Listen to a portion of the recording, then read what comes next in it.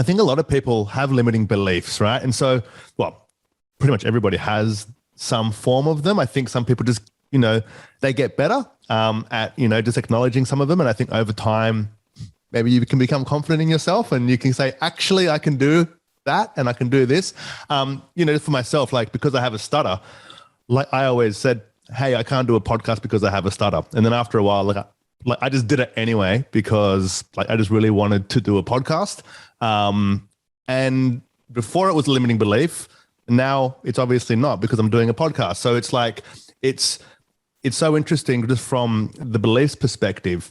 It's all imaginary. It's all inside your head anyway. Like, it's not like you can't, or this is the thing that is kind of holding you back. It's more that it's something which you say to yourself that stops you taking a step, right? And so I think it's a super point because I think like a lot of people have these limiting beliefs, but they don't know that they have them. And they just think that's just how it is, Well, yeah. I mean, I don't know if they've ever put a name to it, but that's what causes you pain, separation, and suffering. Your limiting beliefs. I mean, think about this. Here, you're here. Here's the guy who wants to do podcasts, but he has a stutter. And so with your limiting belief, you can never do what you want to do. And what was so great about what you did was you just took action. And which is a great thing. But most people, what first they need to do is they need to put a little attention on undoing their limiting beliefs. One of the exercises that I have, and you mentioned in the very beginning that I teach mastery of self-love, is that I have people take a look at what is your inner critic. Your inner critic is also your limiting belief, your limiting belief about yourself. It's very personal. And everyone that I've run into has an inner critic. It's that terrorism of the mind when they pass by a mirror or when they're on their way to do something that really super matters to them. Yep. And they know that if anybody, opened up their brain and saw what their mind was thinking, they'd go, whoa, you, that? And what we do is thoughts are things. And if we're always entertaining that inner critic, what it does is it creates this neural pathway, a negative neural pathway. It's like a groove, and it becomes automatic. And we start to think that limiting belief is who I am. But the truth of the matter is we all came in here when we first arrived, if anyone can remember, right? It was like, hey, I'm love. I am love. I am light. I'm whole. I'm complete. I don't need anything more. And yet what happens is life happens. And then when life happens, what happens is that maybe you've been sexually abused. And so you start to put a kind of like a veil around your heart for protection. Or maybe like you, I bet when you were little, you might have been bullied. Were you ever bullied by kids saying, yeah, hell yeah, with the stutter? Yeah, definitely. Kids are relentless. Kids can be brutal, aren't they? They're brutal. And so what happens when you're little, you like start to think there's something wrong with you. And so you do all these things to mask it. But what happens, there's this silent voice inside. I'm not good enough. I'm not enough. I'll never be okay. I'm broken, whatever. And this is what we all do. Every single person on this planet has had their moments.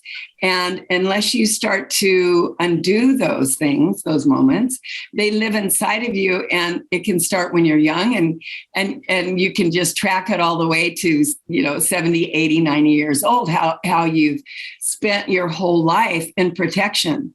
So what I have people do is I have people take a look at what is your most dominant inner critic. Maybe it's, I'm not good enough. Maybe it's not, I'm not enough. Or as I said before, I'm not educated enough, or I have a stutter, or, whatever. And so all of you listening, what you could do right now is write down 3 things that you say to you when no one else can hear, but when you're faced with something that's really important for you, what comes up? And remember, what is fear? False evidence appearing real. As Alex said, it's not real. It's not real. But what happens is the more that we entertain these limiting beliefs, we start to forget that we came in as light and love, inner power. We have everything we need. We don't need to be fixed. We don't need, We don't need to be whole. We already are. Mm-hmm. And we start to believe that we are our own inner critic. And that's how we move through the world, in protection. And then we wonder, God, why do my relationships suck? Why aren't I happy? What is going on here? Why aren't I successful? Because those limiting beliefs, and the inner critic is a limiting belief, blocks us all. So I tell everybody, write down 3 things that is your inner critic, and then circle the most dominant one. And then figure out what would be the opposite of that, because that's actually the truth. That's the really truth. The truth of who you really are is you are, and I call it your self-love mantra. Mm-hmm. Because what you have to do in order to silence that inner critic is you have to replace it with the second element, something that is greater than that inner critic, which is the opposite of that. So maybe, for instance, your inner critic says, I'm not good enough.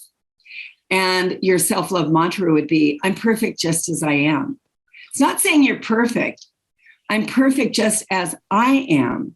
See, we all have this perfect syndrome. I have to be perfect, but no one likes perfect. Who likes perfect? Perfect, boring, awful, aggravating, frustrating, and get me away from that person.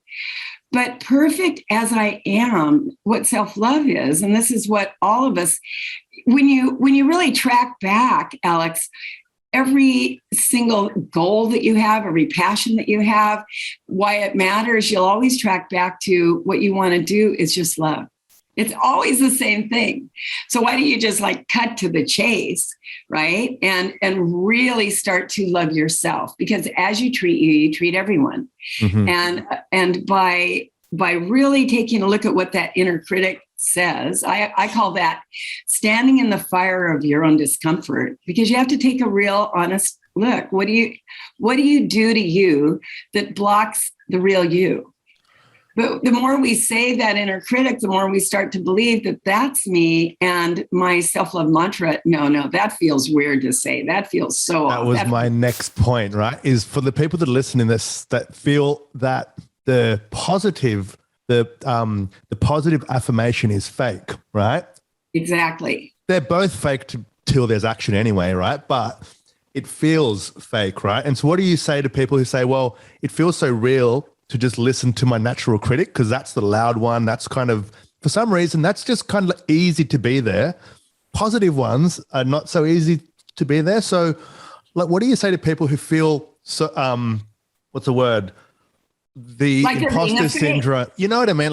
Hey, I'm being positive, but that's actually that's not true. That's kind of who I am, So how do you get started in this, the positive self mantra approach?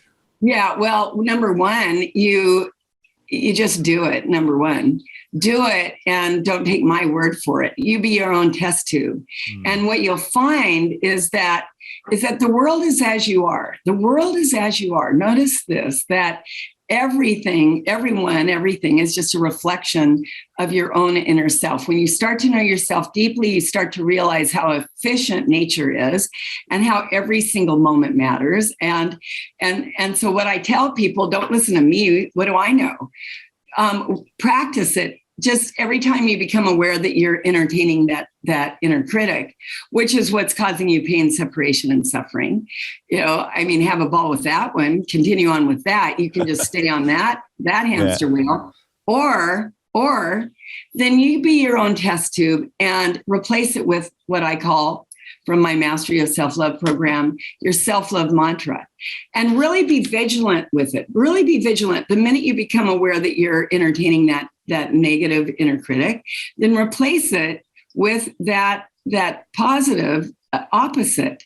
And what you'll find, and this is what so many people have found. I had a student, God, he came to me and he said, Janet, 4 days of being with you after undoing my inner critic, right? And just saying my self-love mantra, I feel like I can do anything. And the story for him was that he was from Mexico and his mother got pregnant when out of wedlock.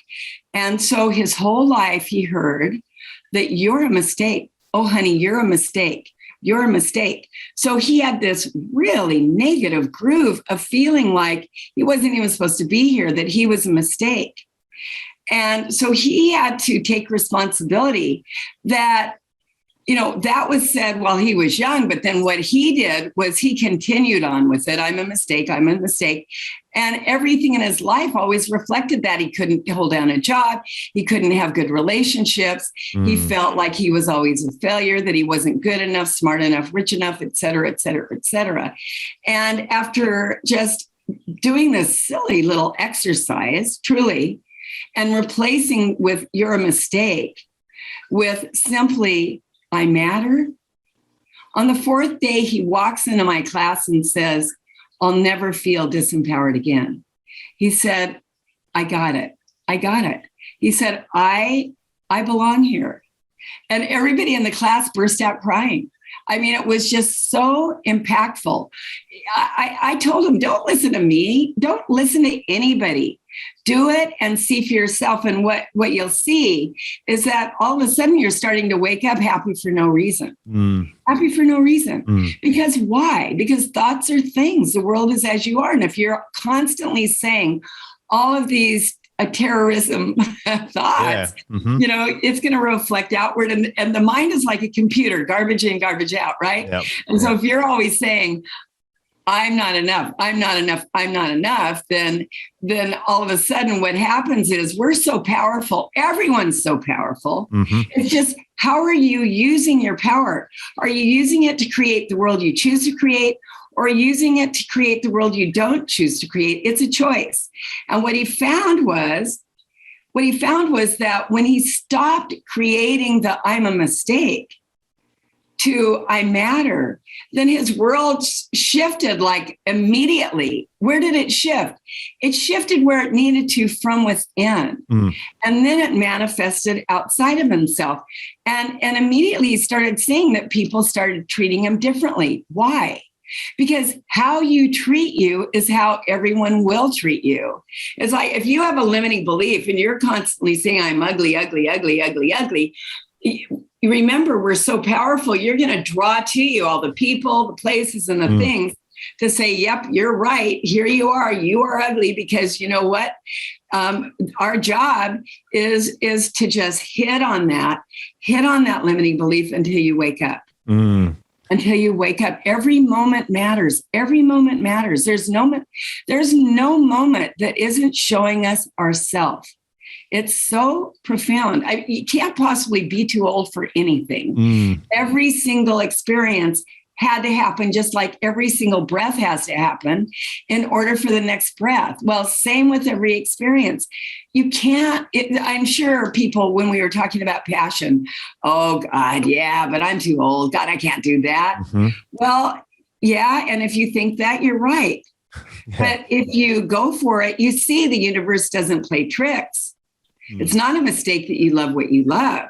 And so when you start to, and here again, be your own test tube. When you start to entertain those things that bring you greatest joy, what you'll start to notice is the universe will move to bring more of that to you. More of that to you. But you have to be the one to move it, to move into that field. Does that make sense? Yeah, it does. Like it reminds me of, back because I'm getting older now, like 22 years ago, like I could hardly speak. I could hardly say my own name. I couldn't order the food I wanted because it was a hard letter and I couldn't say that. So I'd, have to get the Big Mac, not the Aussie burger, because Aussie was too, anyway. And so I started this, the mantra, right? And it's I speak confidently, I speak eloquently, I speak fluently, right?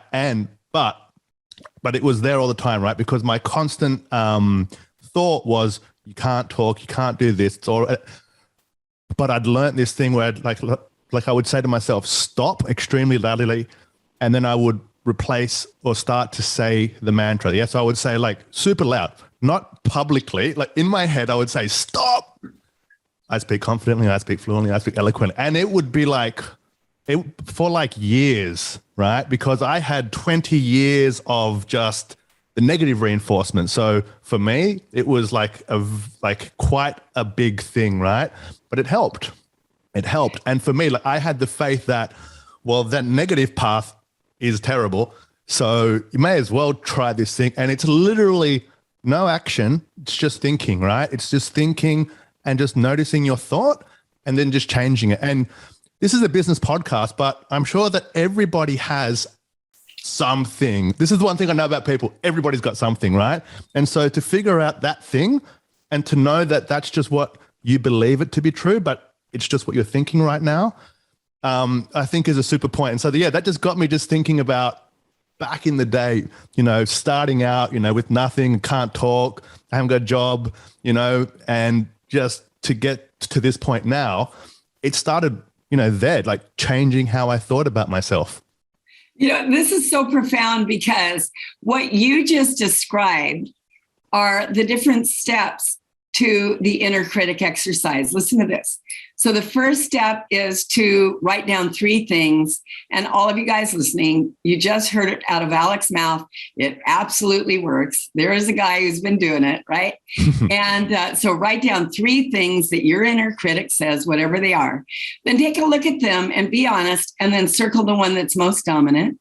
Now set that aside. And then, Alex, what I have people do is find what I call your stop word. And this is what I tell people to do. Find a word that the minute you become aware that you're thinking that negative, remember, garbage in, garbage out, the world is as you are. So if you're always entertaining that negative, then that's what you get to entertain in your life. And as Alex said, well, that was a bummer. Why don't I try the other? But find your stop word. My stop word is cancel. The minute I become aware that I'm thinking a negative, the reason why you want a stop word is because then what you do is you don't give power to it. No power. It's like snuffing it out.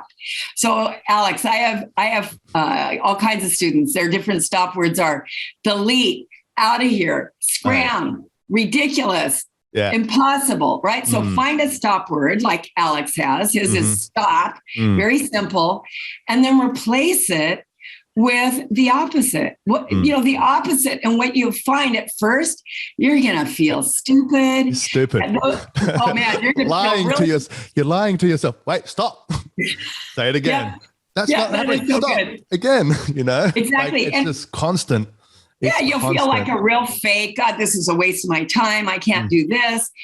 But what? Look around, and what you'll notice if you really decide, okay, I'm going to give it a month.